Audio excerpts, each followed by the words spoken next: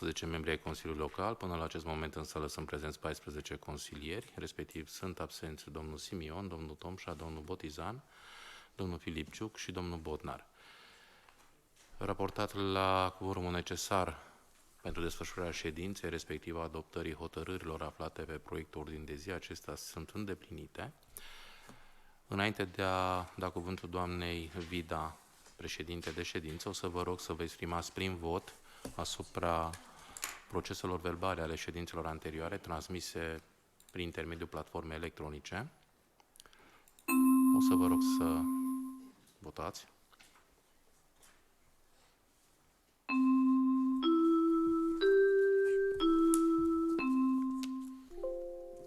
Mulțumim, unanimitate. O să vă rog, doamna Vida. Bună ziua tuturor! Astăzi pe ordinea de zi avem un număr de 13 proiecte, iar pentru început aș dori să supunem la vot dacă suntem de acord cu acest lucru.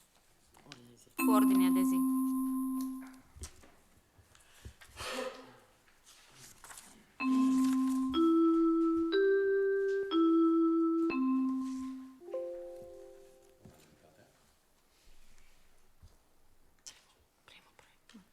Primul proiect pe ordinea de zi se referă la însușirea variantei finale a proiectului de STEM al municipiului Sighetul Marmației. Dau cuvântul domnului primar, inițiatorul proiectului. Bună ziua, stimați colegi consilieri, domnule secretar general, stimați invitați. Ținând seama de faptul că am demarat procedura privind aprobarea, este o procedură mai îndelungată privind aprobarea STEM-ului municipiului Sighetul Marmației, în urma Comisiei Județene de Heraldică, care ne-a sesizat acest aspect, suntem printre puține municipii din România care nu dețin STEM și steag propriu.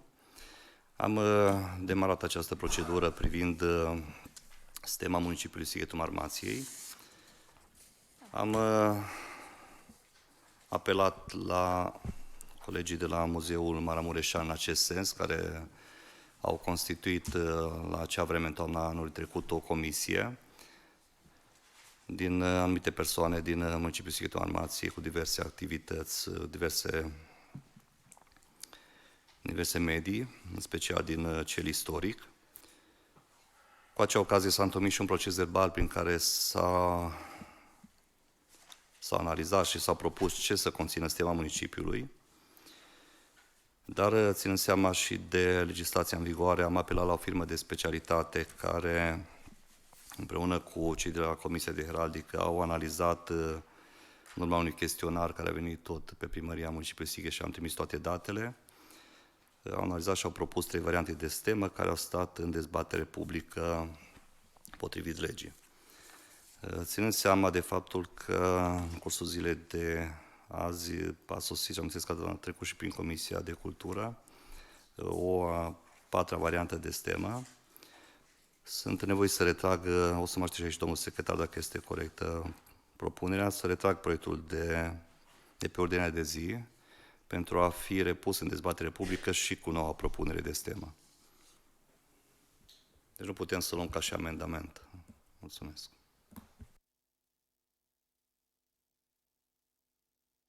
Raportat la procedura necesară pentru modificarea unei astfel de proiect de hotărâre, este necesar a fi retras de pe ordinea de zi acest proiect. Se va relua întreaga procedură, respectiv se va întocmi un nou proiect de STEM, conform acestei variante ce a venit acum. Se va intra din nou în dezbatere publică, se va relua procedura și va reveni în fața Consiliului Local, după ce va fi analizat în compartiment, respectiv în comisie, cu respectarea, sigur, celor 45 de zile calendaristice de transparență decizională, această propunere ne intrând până acum în dezbatere publică. E legal, fără nicio problemă. Proiectul 2. Doamna viceprimar dorește să spună câteva cuvinte. Nu, da, doar o întrebare aș avea și eu. Din ce cauză n-ați inclus propunerea Comisiei pe procedurile de a fi în dezbatere publică, dacă tot s-a întrunit o comisie formată din specialiști de la noi, mă rog, care au, eu știu, cunoștințe în domeniul acesta, nu înțeleg de ce n-ați inclus și a trebuit să fie o scrisoare, să aflăm din spațiu public, că a existat acea comisie, că mai există o propunere. De ce n-ați inclus propunerea comisiei? Deci comisia nu a avut nicio propunere de stemă. A încheiat un proces verbal prin care au sugerat ce ar trebui să conțină stemă. Acel proces verbal a fost luat în considerare de către firma cu care am contractat lucrarea.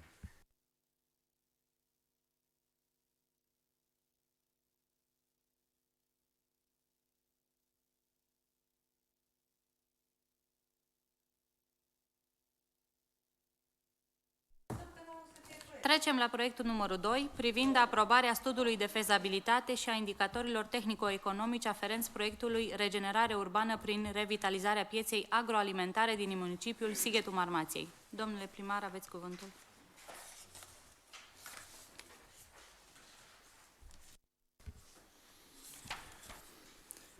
În cursul anului trecut am cuprins în buget suma de bani necesară întocmirii documentației pentru revitalizarea și modernizarea pieței agroalimentare din municipiul Sighetul Marmației.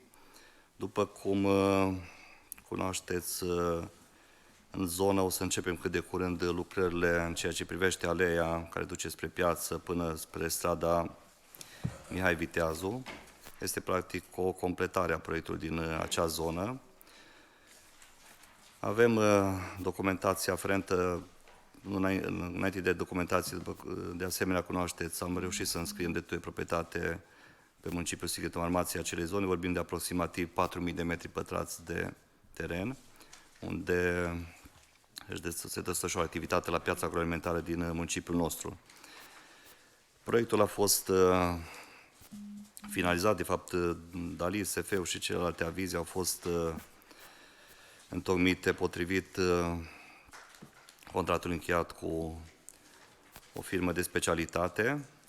În acest moment venim în fața noastră cu un proiect de hotărâre privind aprobarea studiului de fezabilitate și a indicatorilor tehnico-economici aferenți acestui proiect, respectiv regenerarea urbană prin revitalizarea pieței agroalimentare din municipiul Sighetul Marmației, urmând să identificăm sursele de finanțare pentru a putea și realiza acest proiect. Mulțumesc!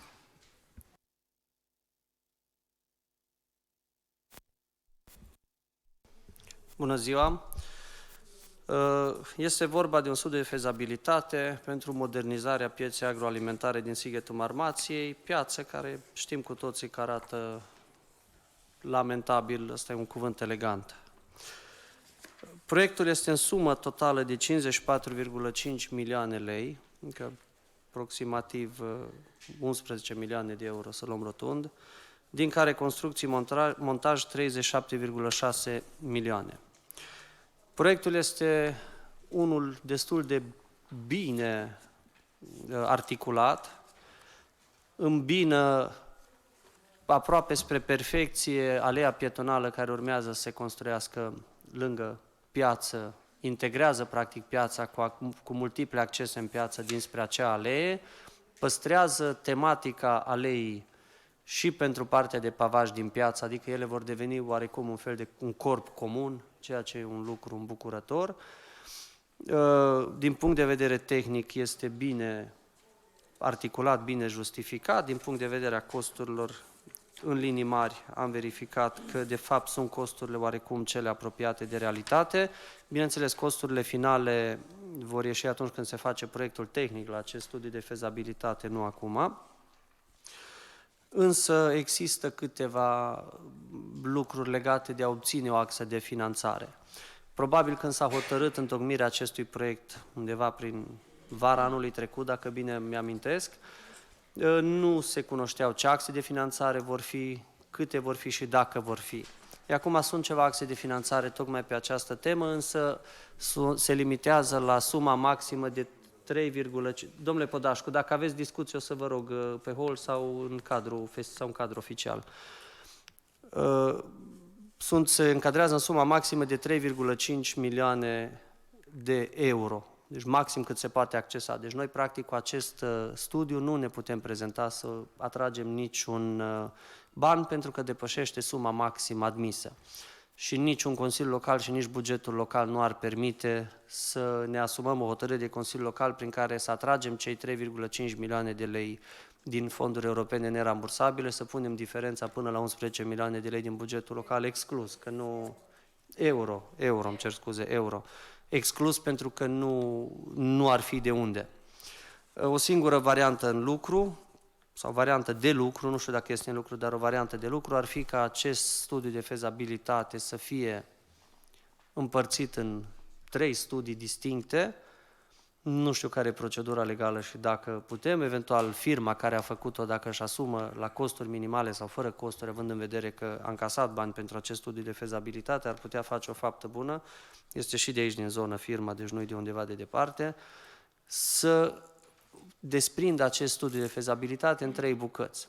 Și dacă reușește acest lucru într-un timp foarte scurt, în vreo 2 săptămâni, să aprobăm în locul acestui SF 3 SF-uri diferite, 3 studii de fezabilitate diferite, cel puțin unuia dintre acestea am putea să-i asigurăm sursa de finanțare. Adică să facem o treime, grosomodo, sau o anumită parte din piața agroalimentară și celelalte 2 să rămână pentru o perioadă viitoare în care să identificăm alte surse de finanțare, dar dacă sunt studii de fezabilitate diferite, ele sunt independente.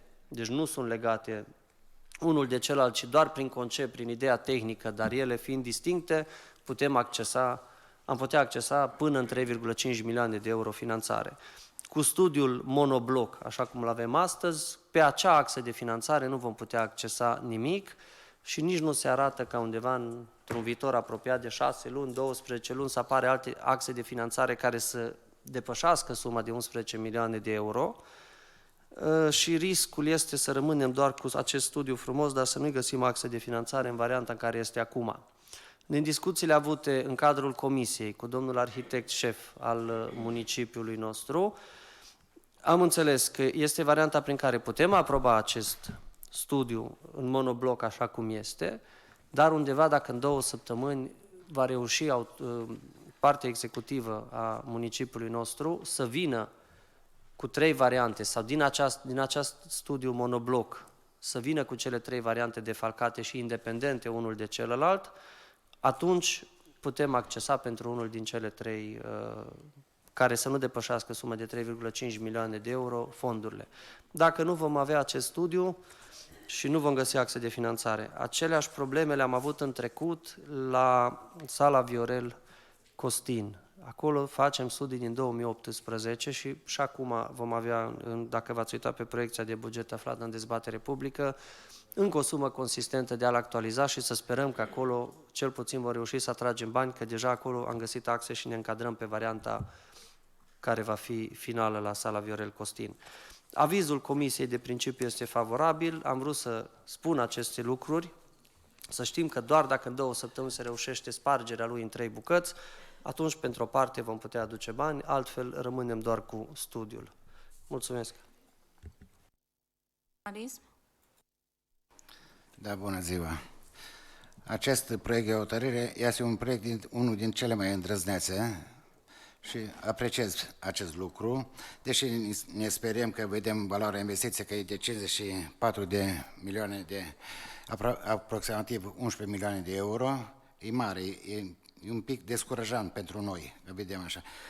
Dar noi trebuie să dăm încrezare atât inițiatorul primarului, cât și specialiștilor, respectiv arhitectul, șef arhitect, care au lucrat la acest proiect. Că dacă nu începem, orice lucrare un început, dacă nici nu-l începem, nu-l vom termina niciodată. Tot așa ezitanța a fost și că nu se vor face străzi. Dacă ne aducem aminte, în timpul acestui mandat a domnului primar și a nostru, sunt 7 străzi făcute, da? Și toți am fost ezitanți că nu se va face, nu se va... și uitați că se face. Tot așa și cu acest proiect.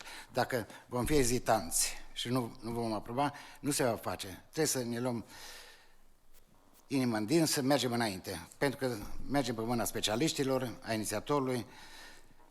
Din punctul nostru de vedere a Comisiei Urbane, am dat aviz favorabil. Vă mulțumesc. Primar, doriți să...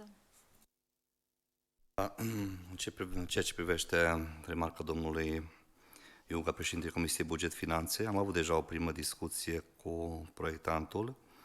Sigur, acest studiu de fezabilitate privește construirea 7 corpuri de clădire. Vorbim de clădiri, inclusiv clădiri administrative, plus clădiri modulare, dar și dotarea cu întregul mobiliar necesar pentru desfășurarea activităților într-o piață. De asemenea, mobiliar urban, corpuri de iluminat, deci cam tot ce este nevoie pentru a putea utila această piață. Se poate gândi o împărțire a proiectului sau renunțare la unele dintre obiectivele care sunt propuse prin acest studiu de fezabilitate. De asemenea, piața este amplasată pe 3 numere cadastrale, ceea ce ne poate permite să abordăm un număr cadastral sau 2 dintre ele, vedem cum reușim să discutăm. Da, până în 29 februarie se depun solicitările. În cursul zilei de mâine vom avea întâlniri cu proiectanții. Imediat ce avem variantele propuse, vom veni în fața dumneavoastră și să le rediscutăm. Mulțumesc.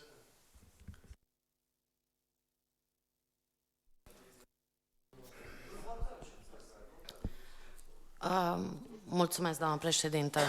Dragi colegi, eu aș vrea să vă readuc în discuție faptul că astăzi se împlinește 1 an de zile când acest Consiliu Local a reziliat 2 proiecte importante pentru municipiul nostru, care au avut parte de extrem de multe studii, actualizări și pompări din bani din bugetul local și care nu s-au finalizat.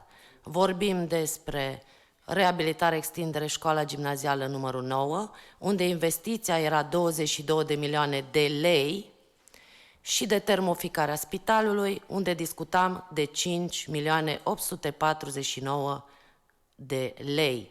Așadar, 2 proiecte în valoare mult mai mică, în care s-au investit o grămadă de bani publici pe studii, irealistice, au fost reziliate, sigur nu mi-am asumat și nici n-am votat rezilierea celor contracte, o investiție de 28 de milioane de lei în Sighet, care până la urma urmei nu s-a mai realizat, pentru că era imposibil de realizat. Și tocmai am observat că se împlinește 1 an de când a fost reziliată această investiție care putea să intre în municipiul nostru. Astăzi se vine cu un proiect în valoare de 11 milioane de euro. Adică dacă noi n-am putut asigura o cotă de cofinanțare de până în 2 milioane de lei, o să putem asigura o cotă de cofinanțare de peste 2 milioane de euro la adică? Adică haideți să fim realiști și să coborâm cu picioarele pe pământ. Noi avem nevoie de o piață tradițională maramureșană, o piață în care țăranul și producătorul să vândă în condiții decente ceapa, morcovul, lactatele, brânzeturile și mai știu eu ce. SF-urile de Austria să le lăsăm pe seama altora, pentru că am fost în piață și oamenii spuneau sincer, chiar îmi spuneau: măi, desenele sunt foarte frumoase, ne place arta, dar noi aici ne simțim ca într-un carnaval. Și pe bune că aveau dreptate, pături, eu știu, copertine, mai știu ce în acea piață, care arată, într-adevăr, cred că nu există în Maramureș o piață cum e piața noastră agroalimentară. Și atunci haideți să coborâm cu picioarele pe pământ, să nu facem SF-uri de dragul SF-urilor, că ăsta chiar e science fiction mai mult decât un SF, pentru că știm cu toții că nu vom putea realiza un asemenea proiect. Ați explicat bine, domnule Uga, și uite, ajung să vă dau dreptate, tehnic nu este linie de finanțare pentru asemenea sumă. Păi dacă noi știam că nu este linie de finanțare pentru asemenea sumă, pentru 11 milioane de euro, de ce venim astăzi cu un asemenea proiect care știm că nu se poate realiza? Și ne trezim acum că îl împărțim, nu știu, tehnic, s-o fi putând, nu s-o fi putând, pe 3-4 formule. Păi haideți cu un proiect realizabil pe 3-4 formule, un proiect în care îi găsim linia de finanțare, că eu știu un lucru. Înainte de a întocmi orice proiect, înainte de a plăti firme de consultanță, înainte de a toca bani publici, trebuie să știm sursa de finanțare. Tocmai ni s-a spus la început că vom identifica sursa de finanțare. Păi până identificăm sursa de finanțare, noi tocăm niște bani pe studii pe care, coborând cu picioarele pe pământ, am putea reface tarabele alea de acolo, care oricum au prețuri de negândit și imposibile la închiriere în ce condiții se vinde în acea piață. Deci, ori facem lucrurile cum trebuie făcute, ori vindem iluzii oamenilor. Și oricum o să râdă și copiii de grădiniță de noi, credeți-ne, că râd și așa. Adică ori suntem serioși și facem lucrurile cum trebuie, ori n-are sens să ne mai încurcăm. De aceea, raportat la, practic, imposibilitatea realizării și pentru cel mai novice economist a acestui proiect, pe care eu astăzi îl am în față, acest studiu, pe care dacă îl votez, eu prin votul meu mă angajez la acest lucru și știu că mă angajez la un science fiction. Mai mult decât SF, cum scrie. Ca atare veniți cu un proiect într-o săptămână, în 2-3, coerent, care să poată fi încadrat pe o linie de finanțare și aveți tot suportul meu. Dar pe science fiction, nu credeți-mă, nu pot să votez. Ca atare va trebui să mă abțin de la vot. Deci ori veniți cu un lucru articulat cum trebuie să fie, pentru că ați avut sprijinul Consiliului Local în toate proiectele pe care le-ați avut unanimitate în tot ceea ce v-ați propus și tot ceea ce este benefic pentru oraș. Vă mulțumesc. Primar, domnul Iuga s-a înscris la cuvânt, după care domnul Simion.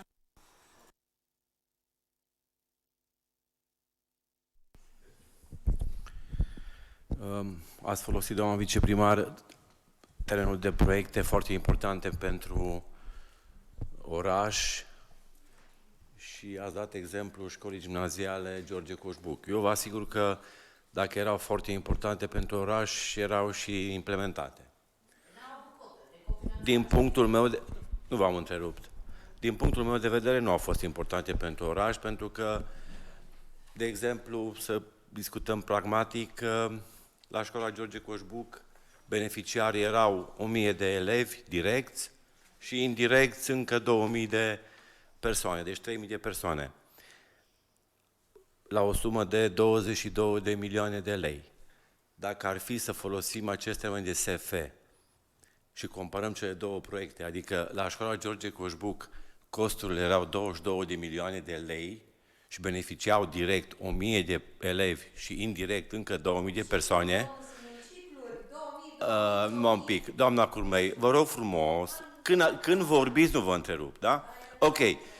Piața de alimente, când se aude suma de 50 ceva de milioane, adică grosomodo dublu față de școala George Coșbuc, iar beneficiarii ar fi câteva zeci de mii de oameni, atunci ni se pare că e un SF.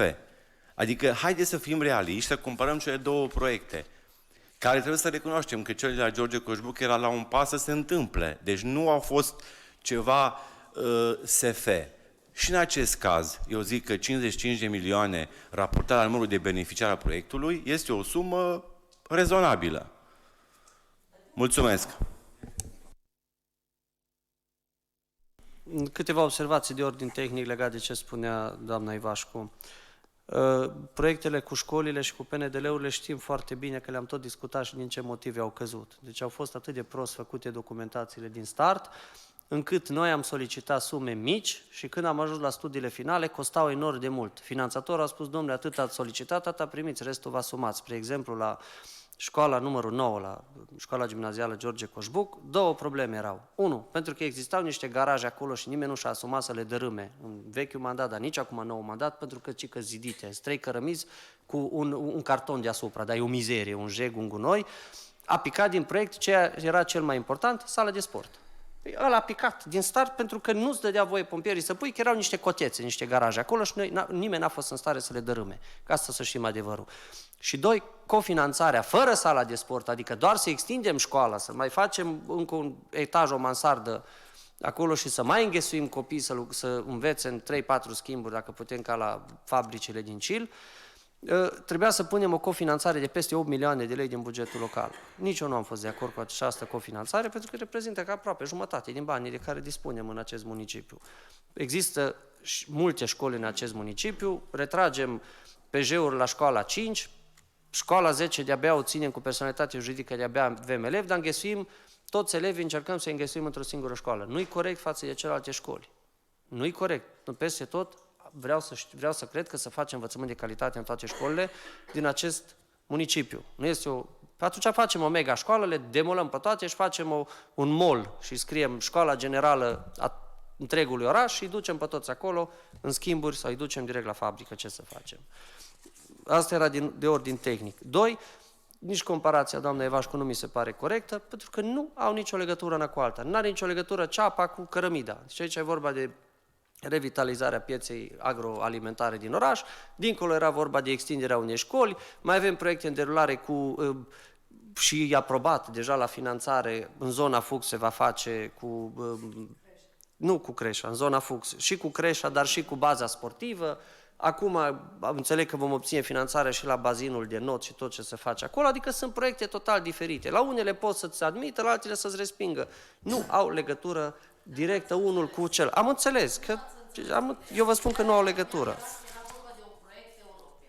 Păi, sunt multe proiecte europene. Doamna Evașcu, lăsați-mă că închei în 20 de secunde. Doamna Evașcu, în 20 de secunde închei și puteți spune dumneavoastră. Nu au legătură unul cu celălalt. Unul ți se poate admite, altul nu ți se poate admite. La asta v-am explicat clar, tehnic, dacă îl spargem în bucăți și avem o bucată până în 3,5 milioane de euro, vom avea finanțare. Dacă mergem cu un proiect peste această sumă, nu vom avea finanțare. Simplu, că nu-i ce e atât de greu.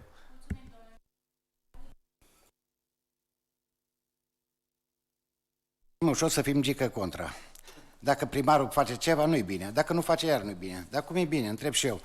Deci un proiect, dacă nu o să fim toți alături de dâns, să mergem în direcția asta. Nu o să facem nimic. Dacă tot punem contra unul la altul. Eu, părerea mea, trebuie să ne hotărâm o dată. Ce vrem? Vrem să facem sau nu vrem să facem? Nu vrem să facem, nu vrem. Atunci nu mai strigăm, uite că nu facem nimic. Că...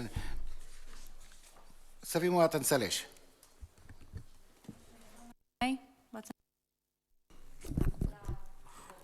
Bună ziua! Eu știu că nota de proiect, tema de proiectare, de fapt, a fost una chiar foarte bine gândită, dar dacă ar fi să suprapunem tema de proiectare cu proiectul în sine, o să vedeți că nu mai coincide. Adică avem, normal, dacă îi spui unui arhitect ce dorești să-ți facă, el îți face și luna de pe cer, ți-o desenează. Dar tema de proiectare pe care a fost dată, a fost dată, adaptată la nevoile, tot ce înseamnă pieței agroalimentare, iar proiectul în sine a devenit un proiect care poate să participe chiar la concursuri de arhitectură internațională, pentru că este într-adevăr unul foarte bine realizat. Nu spune nimeni. Dar arhitectul desenează, hârtia suportă orice. Dacă, de exemplu, în urma proiectării sau a gândirii a proiectantului venea și avea o discuție clară aplicată pe tot ce înseamnă Comisia de Buget Finanțe, Comisia de Urbanism sau Comisiile Reunite, puteam să anticipăm, să vedem că nicio axă de finanțare nu o să ajungă să suporte valori de 11 milioane de euro și trebuia să facem adaptată respectiva piață la valorile care sunt finanțate, de fapt, și să putem să avem în sfârșit un lucru dus la bun sfârșit. Sunt constructor și nu trebuie să fii foarte deștept ca să vezi că în piață trebuie să respecti niște proceduri, niște nomenclatoare, niște fluxuri de funcționalitate și poate un arhitect și un proiectant să ți-l gândească, să ți-l facă împreună cu arhitectul nostru de la primărie, astfel încât să fie unul realistic și realizabil. Este foarte frumos ca și concept, repet, poate să meargă la concursuri, dar nu s-a luat în calcul o gândire pragmatică în care să se aplece toată lumea asupra ceea ce contează, de fapt, o să avem sau nu o să avem bani. În acest proiect avem capitolul 7, unde ne obligă să avem 25% acel aport propriu, cum ar veni, aia înseamnă 2,5 milioane de euro, ceea ce o să-mi fie foarte greu să cred, deși chiar aș vrea să văd pe acel Moș Crăciun care vine cu bani în spinare, să ne aducă pentru această piață. Și s-a plecat greșit. Eu, din punctul meu de vedere, știu de la ADR Nord-Vest că fondurile s-au cam epuizat.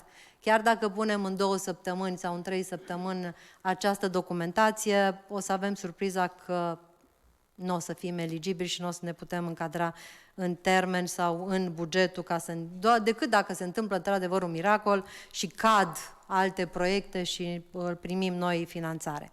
Deci, din punctul meu de vedere, ar trebui să plecăm, să punem, de fapt, cai înaintea căruței, nu căruța înaintea boilor, și să facem cele 3 împărțiri pe fiecare CF, și să venim în Consiliul Local exact cu proiect care poate fi realizat. Nu să venim cu unul la grămadă, îl votăm pe ăsta, noi o să plătim oricum acei 160.000 cât a costat SF-ul, pentru că suntem obligați că există contract, și arhitectul și-a făcut treaba, adică tot respectul pentru gândire, dar ar trebui să avem proiectele clare pe care, într-adevăr, să ne aplecăm și să le discutăm în comisiile reunite și să le susținem cu toții, pentru că această piață chiar este necesară a fi reabilitată, dar necesară a fi reabilitată real, adică în Sighetul Marmației, și acest proiect, din punctul meu de vedere, poate fi realizat când, nu știu, să câștigăm la loto. Sau, cine știe, se schimbă axele de finanțare. Nu putem să mergem pe o denumire de proiect, să-l împărțim ulterior în 3, pentru că un proiect poate fi aplicat o singură dată, adică nu poți să mergi cu aceeași denumire pe 3 axe, sau pe aceeași axă, cum ar veni, cu aceeași denumire, ci trebuie să-i schimbi chiar și denumirile și parametrii tehnici și tot ce înseamnă acei parametri.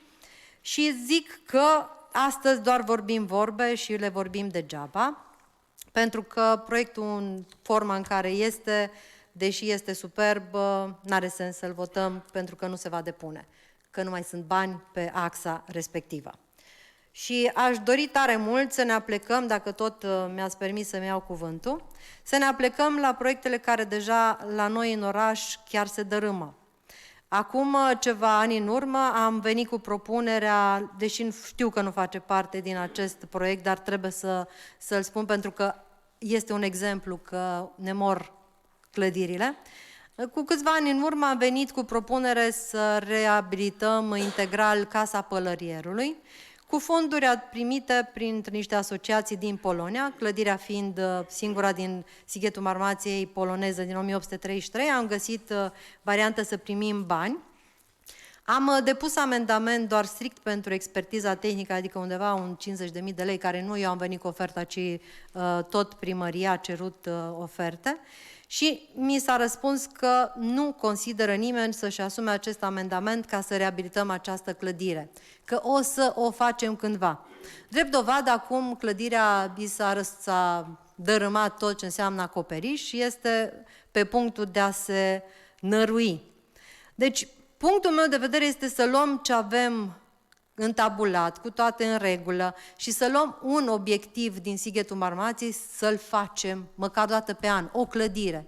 Conform legii 422, noi suntem obligați să ne reabilităm și să ne conservăm clădirile istorice, cum de altfel suntem obligați, chiar printr-un control care a venit în anii trecuți la piață, să o reabilităm. N-am făcut-o niciodată, dar venim cu SF-uri frumoase. Deci, ce mult ar conta, de exemplu, în ăștia 4 ani, dacă în fiecare an am fi luat o clădire istorică și am fi reabilitat-o. Pentru că ar fi adus și lumină și culoare orașului și mai ales am fi putut lăsa ceva în urma noastră, nu doar proiecte pe hârtie. Sunt convinsă că domnul primar n-a gândit acest SF așa. Sunt convinsă că domnul primar a dat și a dorit să se facă o reabilitare a unei piețe corespunzătoare care să se încadreze în sume care să aducă finanțare. Bănuiesc că nu-și dorește să intre în penibil, să zică, domnule, așa l-am vrut eu. Nu cred că așa l-a vrut domnia sa. A ieșit așa, atât s-a putut. Dar ideea este că sunt convinsă că dânsul își dorește să facă și această piață, pentru că, evident, poate că își face cumpărăturile în piață și nu cred că este plăcut să meargă acasă cu înjurături și cu blesteme. Așa că cred că domnul primar o să fie înțelept și o să vină cu următoarele proiecte pentru această piață, astfel încât să se încadreze în finanțări și mai ales ținând cont că tot ce înseamnă ghiduri apar cu cel puțin 6 luni înainte de a se deschide o axă, timp în care avem timp și știm cam care ar trebui să fie valoarea unui proiect pe care să-l depunem. Deci am pierdut trenul clădirilor istorice, care s-a încheiat ghidul, s-a încheiat și axa de finanțare, n-am depus niciun proiect, din păcate, ne cade și Casa Pălărierilor, ne cade tot în jurul nostru, dar noi ne certăm pe un SF, care nu are nicio șansă de izbândă. Primar dorește să mai spună câteva cuvinte. Da, legat de clădirile patrimoniu, sigur este o problemă care ne macină de ceva vreme, cel puțin de când suntem noi în administrație cu noul Consiliu Local. Este o problemă care s-a cotizat în ultimii ani în municipiul nostru. În ceea ce privește depunerea de proiecte, am actualizat, după cum știți, documentația pentru Casa Ioan Mihai de Apșa. Termenul de depunere există până în 29 februarie, spre toate documentele urmează a fi depusă cererea. Este adevărat că la ADR Nord-Vest s-au depus proiecte care au depășit cu 500% banii alocați pentru ADR Nord-Vest, dar acolo vorbim de un apel de proiecte competitive, deci nu sunt primul venit, primul servit, ceea ce înseamnă că fiecare proiect are un punctaj și atunci încă mai avem speranțe să prindem, să zic, o finanțare în acest sens. În ceea ce privește Casa Pălărierului, după cum bine știți, până în 2021 această casă a fost într-un litigiu, am fost prinși într-un proces de mejdă între vecini, s-a finalizat procesul, s-au întocmit și actele de executare, este înscrisă în Cartea Funciară de Sine Stătătoare pe municipiul Sighet. În cursul anului trecut am reușit să întomim releveul și scanarea 3D a clădirii, iar în acest an, în proiectul de buget, am prevăzut suma de 75.000 de lei. Cred că este oferta pentru întomirea documentațiilor pentru reabilitarea acelei case. De asemenea, ținând seama de incidentul de zilele trecute, era inevitabil acel incident. Chiar în vara acestui an am discutat cu domnul director de la Urbana iminența prăbușirii acelei case, că la prima zăpadă s-a și întâmplat. În acest sens, chiar am fost o deplasare la fața locului, urmează în regim de urgență, am vorbit și cu domnul arhitect șef să înceapă demersurile de refacere a acoperișului, urmând ca ulterior să întomim și documentațiile, așa cum v-am spus. Mulțumesc. Supunem la vot proiectul numărul 2.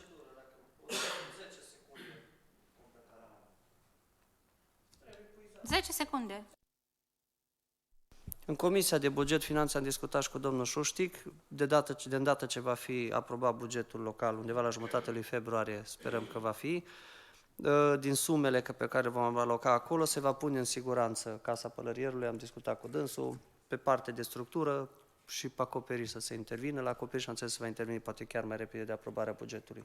După care bani de documentație sunt, deci eu zic că are un viitor, deci măcar are un viitor, care o fi el. Pe ce s-a prăbușit? Supunem la vot proiectul numărul 2.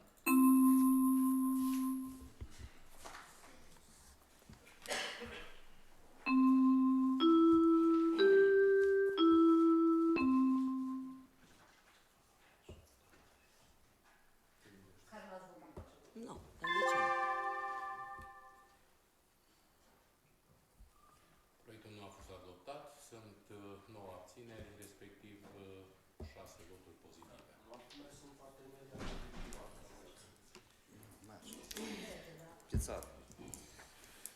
Trecem mai departe la proiectul numărul 3, inițiat de primarul municipiului Sighetul Marmației, privind aprobarea planului de acțiuni sau de lucrări de interes local pentru anul 2024, întocmit conform prevederilor legii numărul 196 pe 2016, privind venitul minim de incluziune cu modificările și completările ulterioare, precum și punerea în aplicare a prevederilor articolului 16 din ordonanța numărul 55 pe 2002, privind regimul juridic al sancțiunilor prestării unei activități în folosul comunității și închisorii contravenționale, precum și a prevederilor legii numărul 253 pe 2013, privind executarea pedepselor, a măsurilor educative și a altor măsuri neprivative de libertate dispuse de organele judiciare în cursul procesului penal. Domnule primar, vă rog.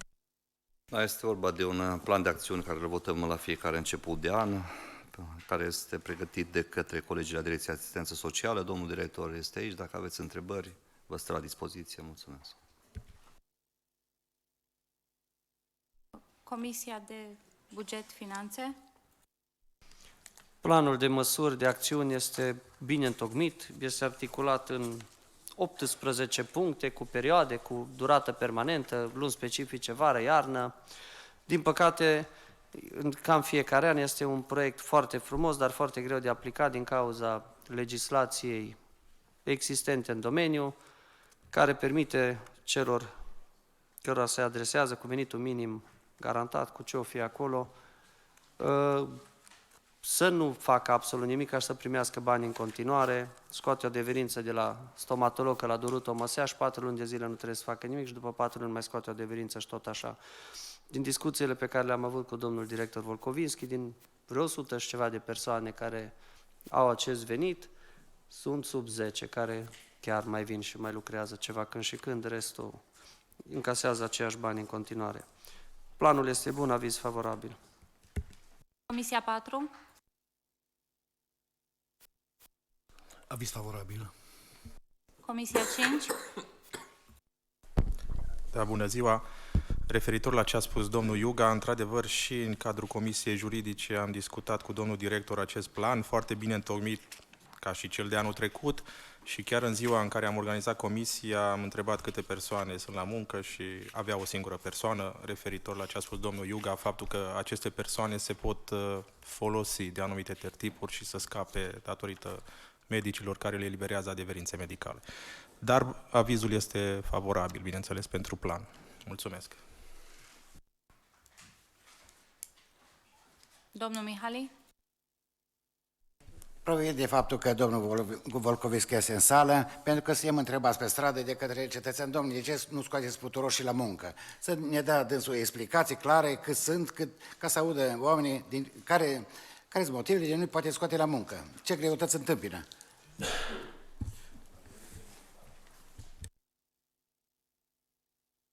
Intervenții supun la vot. Volkovinski, că l-a întrebat.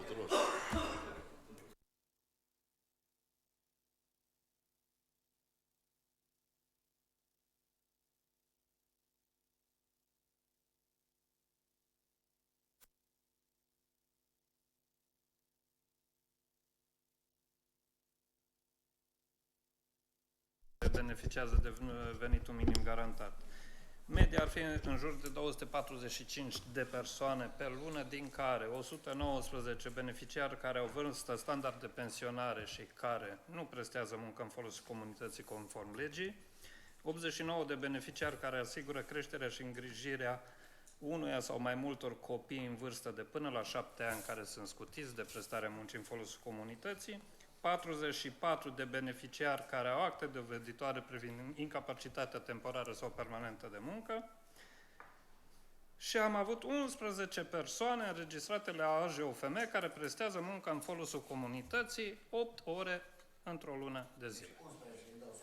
Da? 8 ore într-o lună. Pe lună. Ca și activități care le-am derulat. Au fost curățarea malurilor, râurilor de pe raza Oate Sighetul Marmației, marginea drumurilor naționale și acostamentelor, au fost reparații și zugrăveri la spațiile proprii și la spațiile poliției locale, au fost folosite aceste persoane pentru manipularea pachetelor care au fost acordate prin programul de ajutor prin Uniunea Europeană, acele pachete care aveau 26 de kilograme câte unul, activități de îndepărtare a zăpezii din spațiile de instituție și spațiile instituțiilor din subordinea primăriei, activități de arhivare, activități în arhiva primăriei, pentru că se lucrează în arhiva primăriei pentru refacerea tuturor spațiilor în care se arhivează documentele. Bineînțeles că aceste persoane nu vor fi văzute de către cetățeni pe stradă pentru că nu au însemne cum fac alte primării, ceea ce este împotriva demnității persoanei. Deci alte primării care au făcut poze cu acele persoane n-au făcut altceva decât să calce în picioare demnitatea acelor persoane.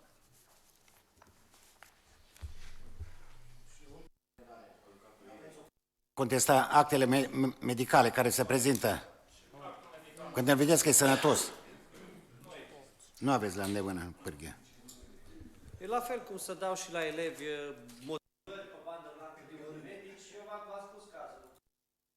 cazul de la școală. Deci e un domn doctor din Spitalul Sighet, la un moment dat spune la elevi, zic, de la ăsta nu mai mă aduceți hârtii. Veneau 10 cu hârtii, contuzie cod stânga, contuzie cod dreapta, contuzie cod stânga, contuzie cod dreapta, că făcea și mișto că e doar în cod de școală.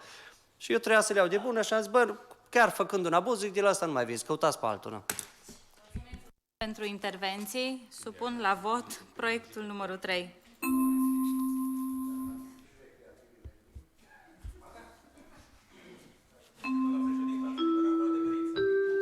Eu nu.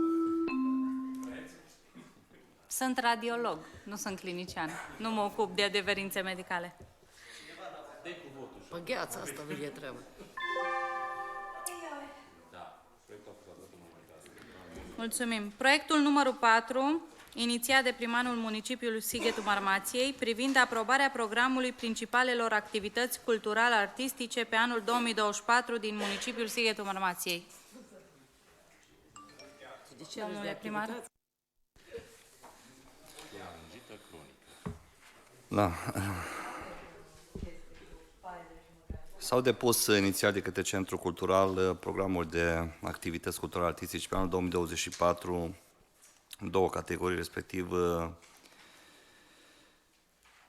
cele principale au fost depuse separat, ulterior au fost aduse și cele principale împreună. Cred că la mapă am văzut că există numai o parte din aceste evenimente, deci sunt,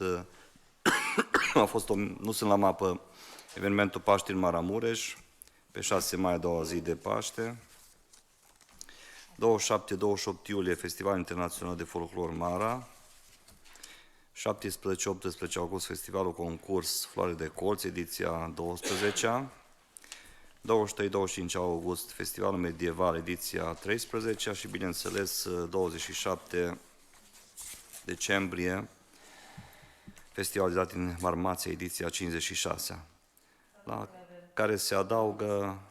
Păi, asta v-am spus. Asta v-am spus. E modificat, da. Deci s-au depus în două calendare, două etape și au fost principale și calendarul manifestărilor culturale artistice și calendarul principalelor manifestări. Toate sunt principale, nu putem vorbi că unele sunt mai importante decât celelalte. Deci sens în care au fost unite și vi le-am adus la cunoștință. Mulțumesc. Doamna manager, cred că este prezentă, dacă aveți întrebări.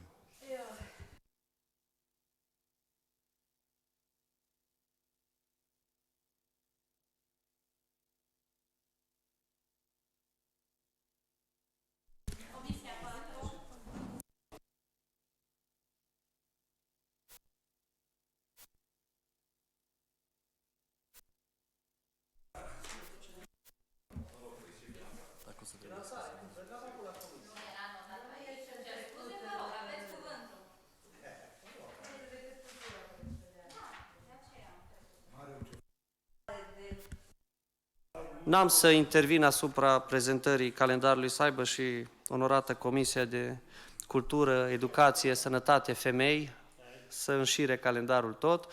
În schimb, doresc să vă spun un singur lucru, că dacă vă uitați pe proiectul de buget care este în dezbatere publică, către Centrul Cultural pentru susținerea activităților culturale prin achiziție de bunuri și servicii, apare la acel capitol tehnic, se propune suma de 300.000 lei. Este o sumă insuficientă pentru a finanța toate acele evenimente culturale, nu va ajunge nici măcar de principalele festivaluri pe care le avem noi aici.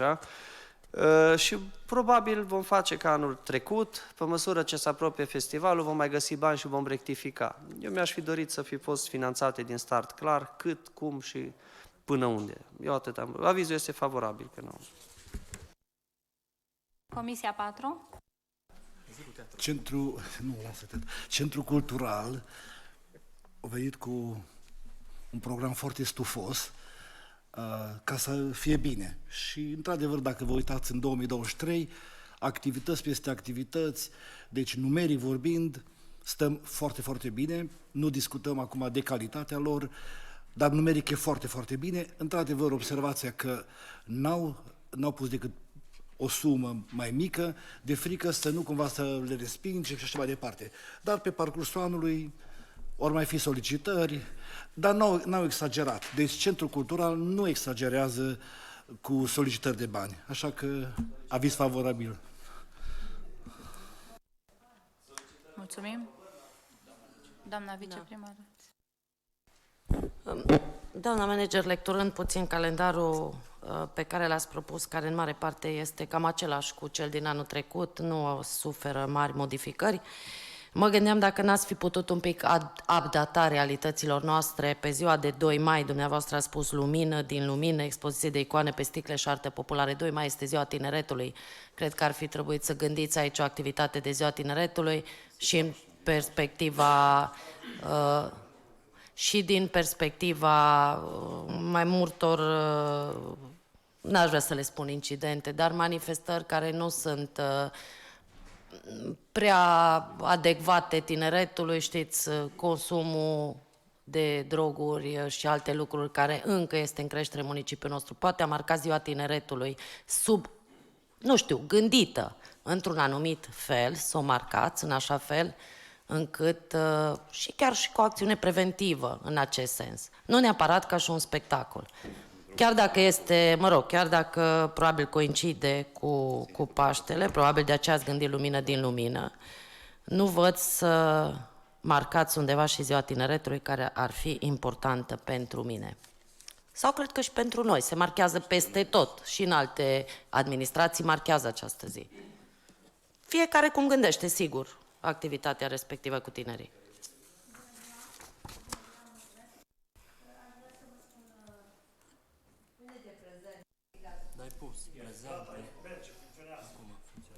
Bună ziua, mulțumesc frumos. Aș vrea să vă spun că, într-adevăr, pe 12 august este Ziua Mondială a Tineretului. Dacă vă uitați în calendar, este cuprinsă această sărbătoare. E adevărat, dar noi am încercat în 2 mai ca în fiecare an avem expoziție de icoane, pentru că este în Joia Mare și pentru că în toți anii, la noi la Centrul Cultural, știți destul de bine că și dumneavoastră ați fost de atâtea ori, noi avem această expoziție care o realizează Școala de Artă cu tablouri și, bineînțeles, chiar și pentru tineret, pentru că este un spectacol de cântări religioase care se realizează în acest program.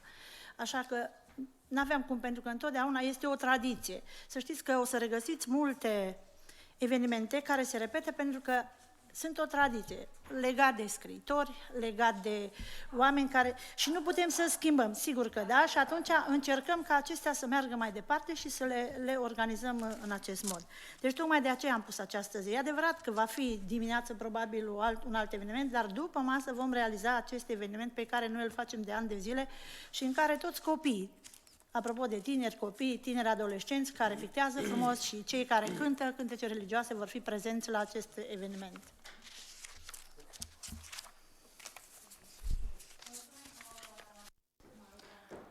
Doamna Curmei, v-ați înscris la cuvânt?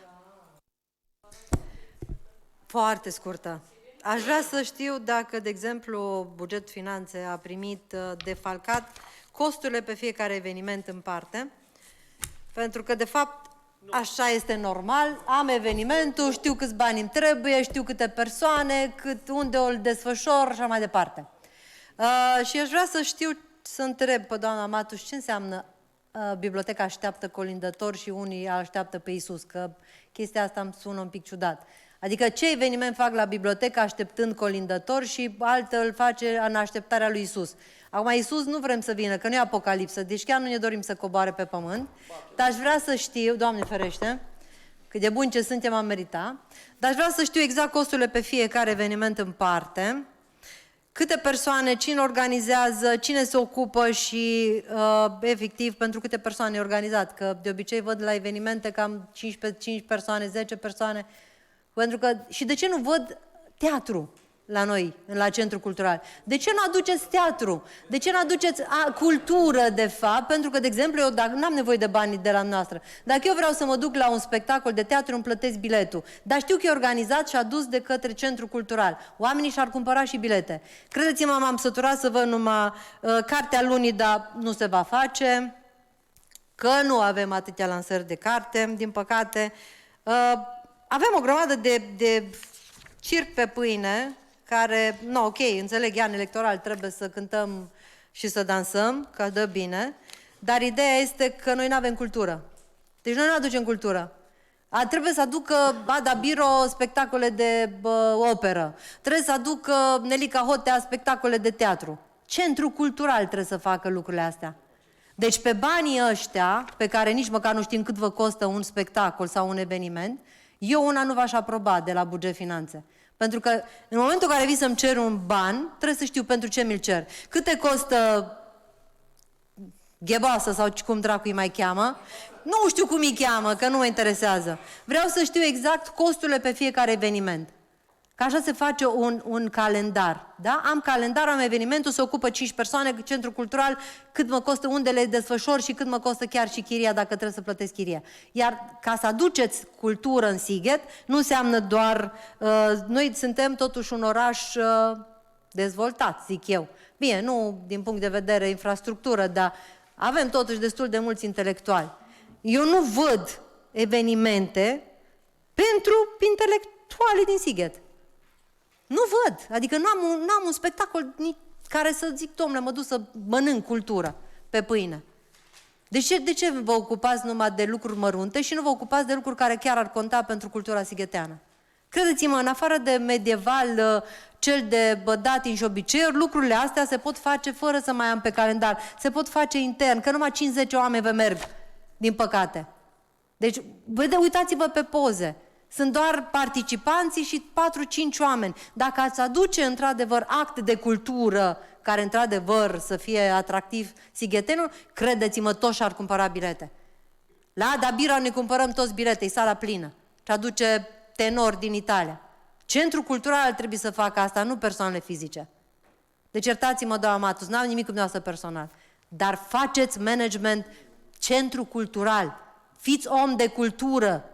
Că aia contează în Sighet. Cultură. Că și așa e plin Sighetul de tot felul de manelii și alte chestii. Și de putori, vorbea domnului Mihali.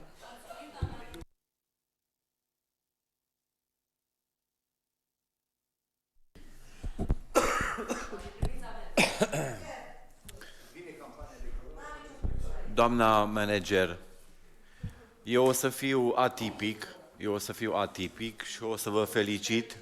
O să vă felicit pentru ceea ce faceți la Centrul Cultural, pentru că cu toții știm că totul se rezumă la bani. Doamna Curmei, nu v-am întrerupt, vă rog frumos, să aveți bunul simț să nu mă întrerupeți, vă rog frumos. Deci, trebuie să vă obișnuiți, eu o să fiu atipic, este un an greu, mulți dintre colegii de aici vor să fie primari și atunci o să fie multe critici. Dar trecem și peste această perioadă, că așa e în viață.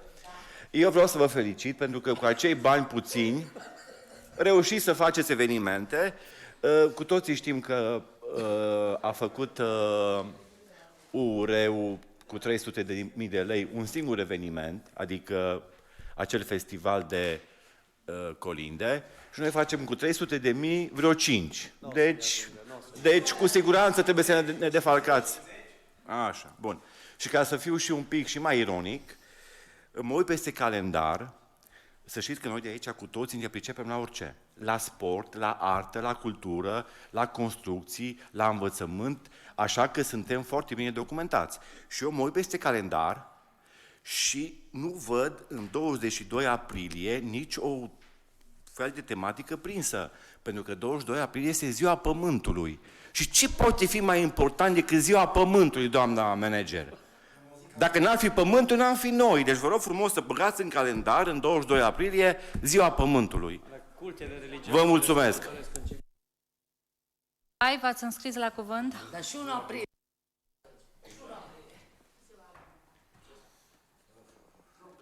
Da, într-adevăr, între atâtea discuții pro și contra, și eu vreau să o laud pe doamna Matus pentru frumoasa organizare de pe data de 15 ianuarie, când l-am celebrat. Am celebrat 174 de ani de la nașterea marelui poet Mihai Eminescu și totodată Ziua Culturii Naționale.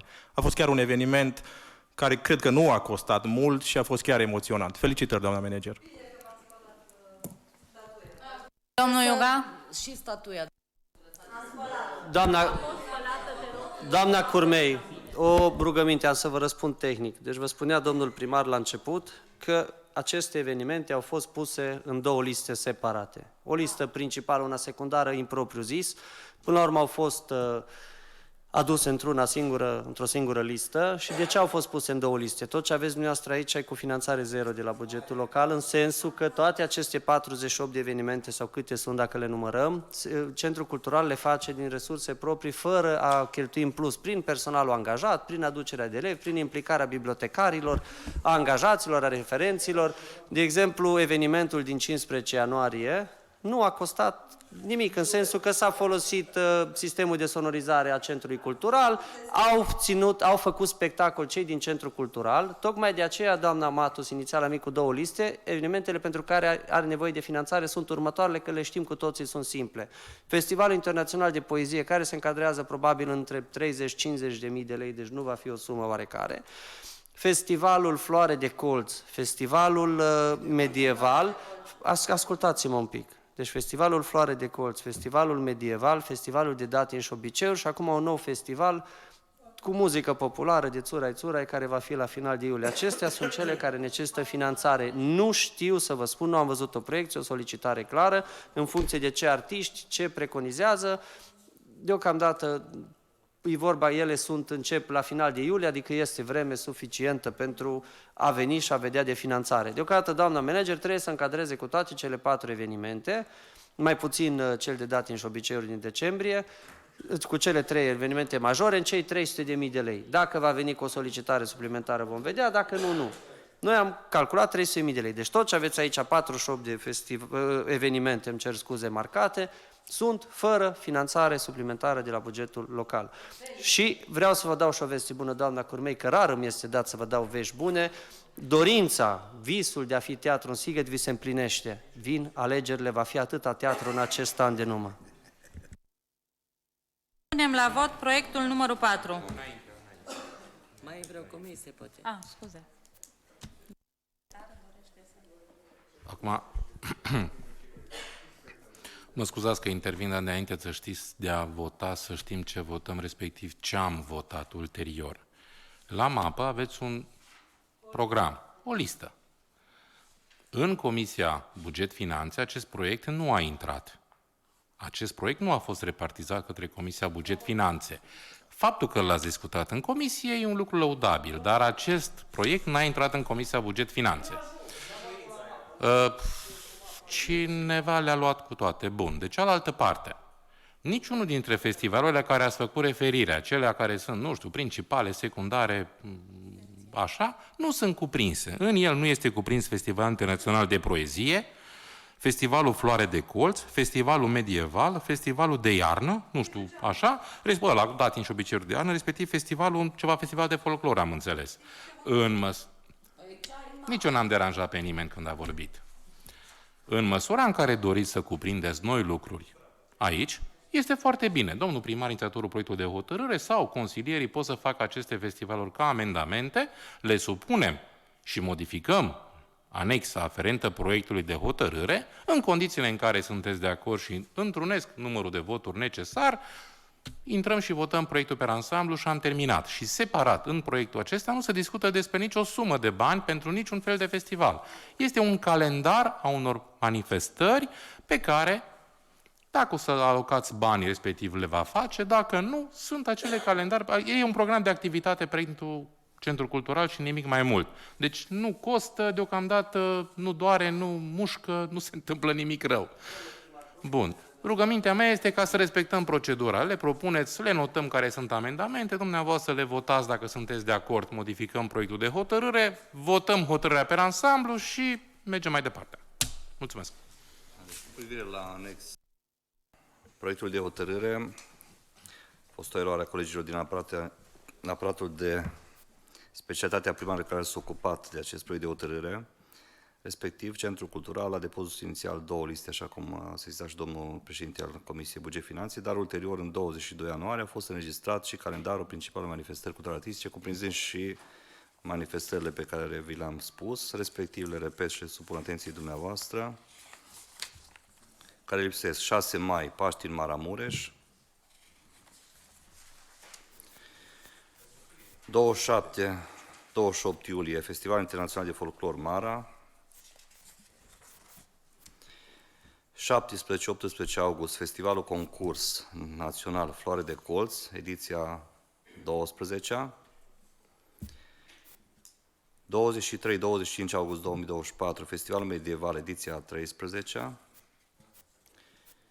27-29 septembrie, Festivalul Internațional de Poezie, ediția 51-a. Și pe 27 decembrie, Festivalul de Datini și Obiceiuri Marmația, ediția 56. Acestea sunt evenimentele care necesită finanțare, așa cum a observat domnul președinte al Comisiei Buget Finanțe și care a fost trecută inițial pe listă separată. Mulțumesc. Da. Supunem la vot amendamentul domnului primar.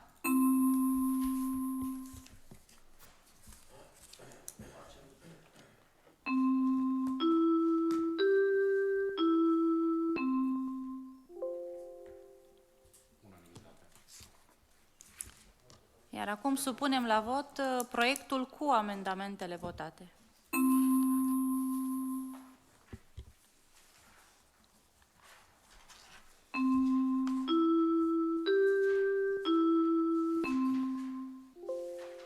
Mulțumim frumos.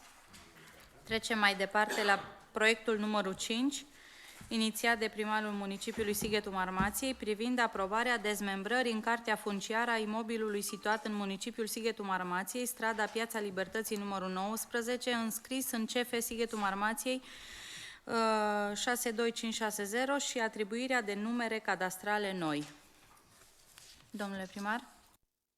Acest proiect și următorul pe ordine de zi vizează operațiuni de cadastrare. Vorba despre un imobil situat în municipiul Sighetul Marmației, unde se desfășoară activitatea Radio Sighet și atelierul de sculptură. Acele două proiecte hotărâri vizează aceste dezmembrări și operațiuni de cadastru, precum și completarea inventarului domeniului public. Aveți cuvântul?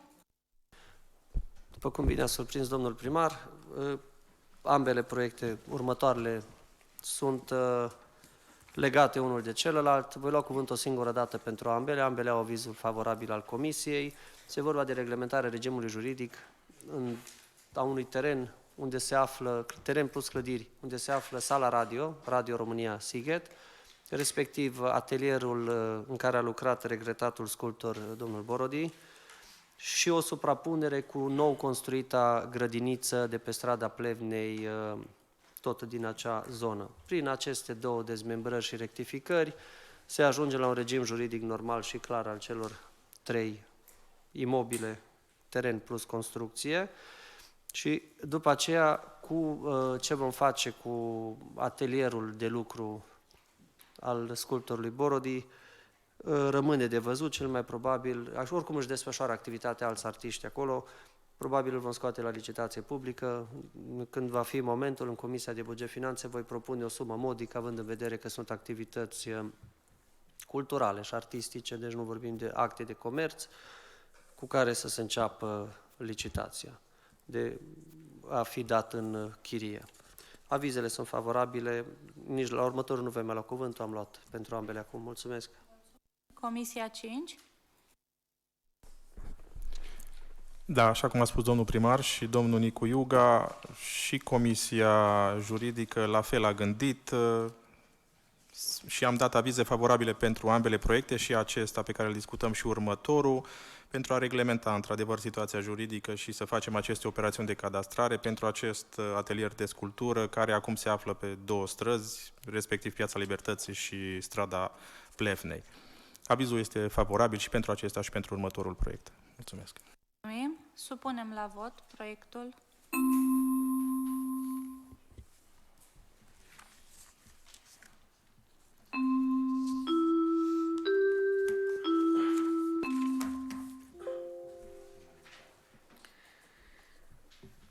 Proiectul numărul 6, inițiat de primarul municipiului Sighetul Marmației, privind aprobarea dezmembrării în cartea funciară a imobilului situat în municipiul Sighetul Marmației, strada Plevnei numărul 8, înscris în CF Sighetul Marmației 66097 și atribuirea de numere cadastrale noi. Da, deci vizează același imobil, operațiunile, nu cred că are rost să mai luăm cuvântul. Mulțumesc. În vedere că au fost exprimate opiniile comisiilor, am să supun la vot proiectul numărul 6.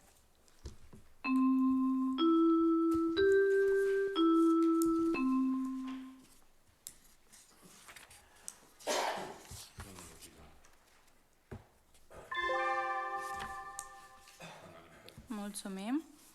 Proiectul numărul 7, inițiat de primarul municipiului Sighetul Marmației, privind aprobarea listei de repartizare a locuințelor destinate închirierii pentru tineri, devenite disponibile în anul 2023, construite de Agenția Națională pentru Locuințe în municipiul Sighetul Marmației. Domnule primar, vă rog. Da, după cum cunoașteți, în toamna anului trecut au fost repartizate locuințele în blocul ANL de pe strada Făget, zona Fux. Doi dintre solicitanți nu au întrunit condiții legale, mă refer la cei care au repartiție în urma hotărârii de Consiliul Local și a comisiilor, care au avut loc anterior, emiterea hotărârii de Consiliul Local de anul trecut, sens în care comisia s-a întrunit din nou și își propune spre repartizare cele două locuințe care nu s-au ocupat altor persoane care întrunesc condițiile prevăzute de lege și care au depus dosarul și au fost validați. Mulțumesc. Comisia numărul 1, aveți cuvântul. Explicația domnului primar a fost suficient de clară. Vom exprima doar avizul comisiei, aviz favorabil. Comisia numărul 5, domnul Petrovai. Da, într-adevăr, așa cum a precizat și domnul primar, cei doi solicitanți care au fost chiriași au obligația să reconfirme îndeplinirea tuturor criteriilor pentru a locui într-o locuință ANL, sens în care aceștia, din câte am observat pe cereri, au renunțat din motive personale și au urcat în continuare următorii doi. Avizul comisiei este favorabil. Mulțumim. Dacă nu sunt intervenții, supunem la vot proiectul numărul 7.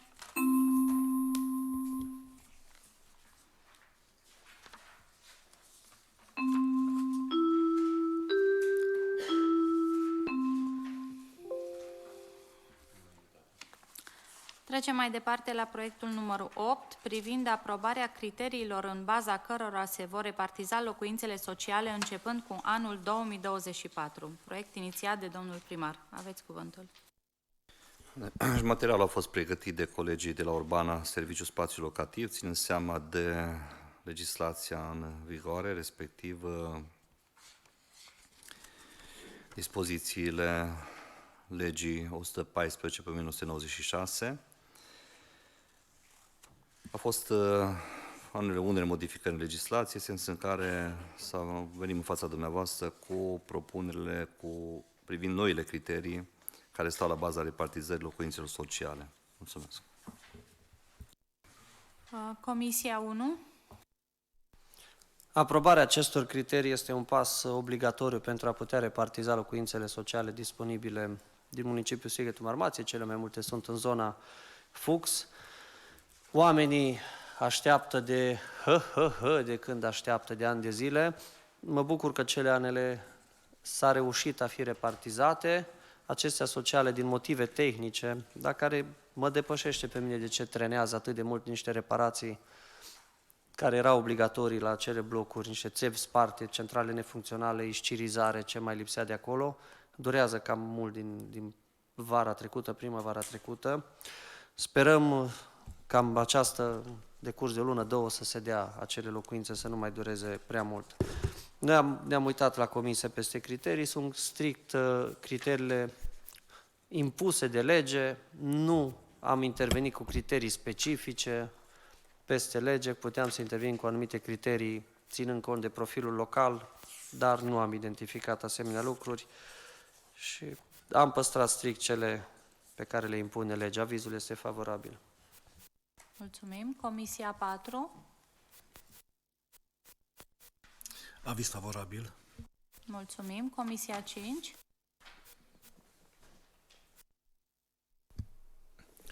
Da, într-adevăr, așa cum au spus și antevorbitorii mei, avem în proiectul de hotărâre ca și anex aceste criterii conform legii 114 pe 96, cu toții le-am lecturat, nu are rost să le spunem acum. Avizul Comisiei este unul favorabil.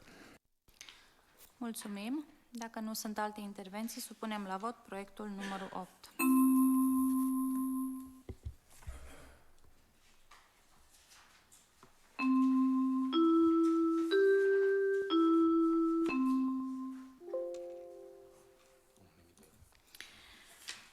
Urmează proiectul numărul 9 privind aprobarea actualizării cuantumului chiriilor aferente unităților locative din blocuri ANL aflate în proprietatea privată a statului român și administrarea directă a Consiliului Local al municipiului Sighetul Marmației. Proiect inițiat de domnul primar. Aveți cuvântul, domnule primar. Deci chiriile în blocurile ANL sunt stabilite prin lege. Acestea se actualizează anual cu indicele de inflație, motiv pentru care am promovat prezentul proiect de hotărâre de Consiliul Local. Mulțumesc. Comisia 1.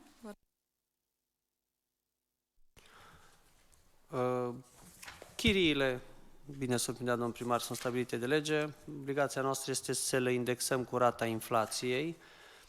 Criteriile pe baza cărora se calculează chiriile sunt foarte, foarte ciudate. Într-o discuție cu domnul Ierima de la spațiul locativ din Urbana, am rămas oarecum îngrozit, deci câtă birocrație este acolo în a calcula niște chirii, depind foarte mult de nivelul venitului familiei, de câți copii sunt, de spațiu, de tot felul. Pentru același apartament se pot plăti chirii și de 30-40 de lei, dar și de 3-4-500 de lei. Majoritatea banilor din aceste chirii nu intră în bugetul local. Noi mergem strict pe lege cu rata inflației, aviz favorabil. Comisia numărul 5. Da, într-adevăr, în fiecare an aceste chirii ale blocurilor ANL se actualizează cu rata inflației, sens în care Comisia n-a avut altceva ce să facă decât să dea aviz favorabil. Mulțumim. Supunem la vot proiectul numărul 9.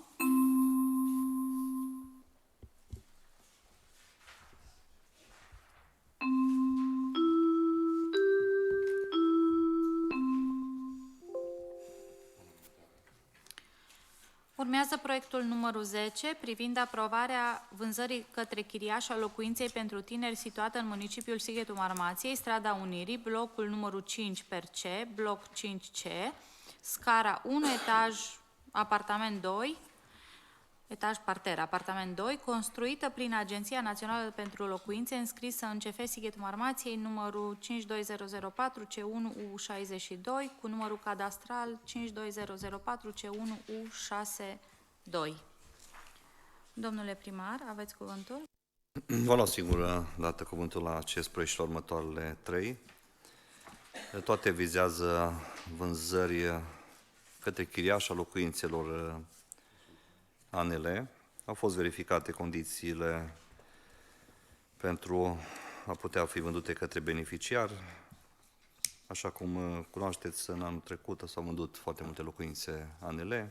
Continuă și în acest an. E bine că să vând și cei care au dreptul să intre în proprietatea acestora. Mulțumesc. Mulțumim. Comisia numărul 1.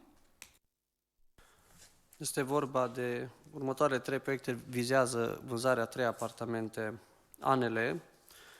Din ce am văzut la mapă, nu sunt probleme ca cineva să nu se încadreze sau să trebuiască să vină urgent să-și retragă cererea de cumpărare Cheibai, cum am pățit în cursul anului 2023, o singură dată, asta e veste bună. Prima locuință este în Unirii, blocul 5C. Următoarea este în blocul 15 și următoarea în blocul 17, toate 3 în Unirii.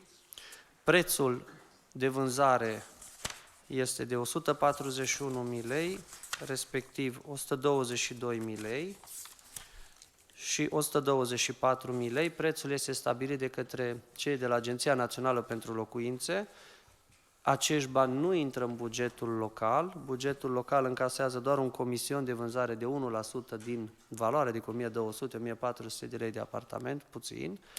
Acești bani intră în contul ANL, bani din care ei în viitor vor construi alte și alte ANL-uri pentru alți și alți tineri, că cei care stau acum deja acolo nu mai sunt chiar atât de tineri. Avizele favorabile pentru următoarele 3 proiecte. Mulțumim. Comisia 5. Într-adevăr, așa cum a spus și domnul președinte a Comisiei Buget Finanțe, în proiectul de față, titularul contractului de închiriere din 2013 optează acum să-și cumpere apartamentul cu 2 camere. Observ că optează pentru o cumpărare în rate. Avizul este favorabil, nici eu n-am observat să fie probleme în actele care însoțesc proiectul de hotărâre. Mulțumim. Supunem la vot proiectul numărul 10.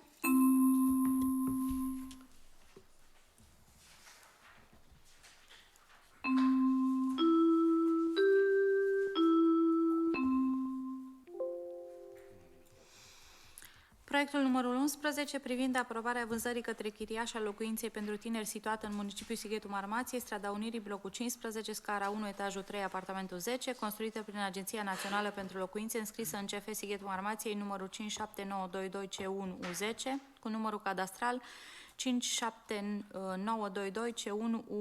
57922C1U10.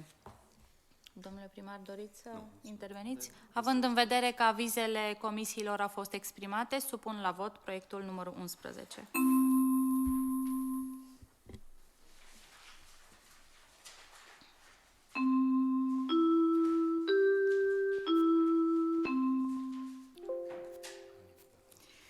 Proiectul numărul 12, privind aprobarea vânzării către chiriaș a locuinței pentru tineri, situată în municipiul Sighetul Marmației, strada Unirii, bloc 17, scara 2, etajul 1, apartament 16, construită prin Agenția Națională pentru Locuințe, înscrisă în CF Sighetul Marmației, numărul 57840C1U16, cu număr cadastral 57840C1U16. Având în vedere cele amintite mai devreme și avizele comisiilor, voi supune la vot proiectul numărul 12.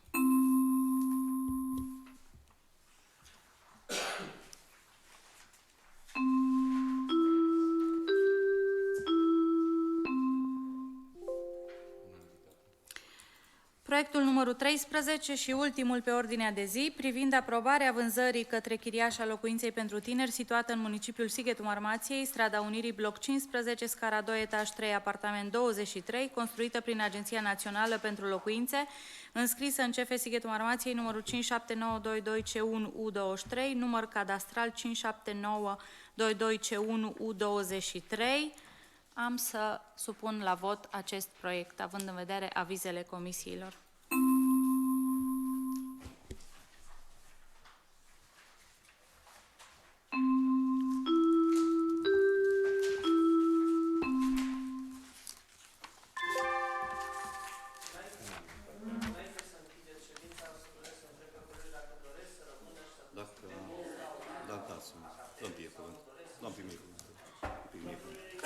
Eu cum să vă dau? Dacă permiteți, în 10 minute convoc comisiile reunite ale Consiliului Local. V-aș ruga după o scurtă pauză să reveniți în sală.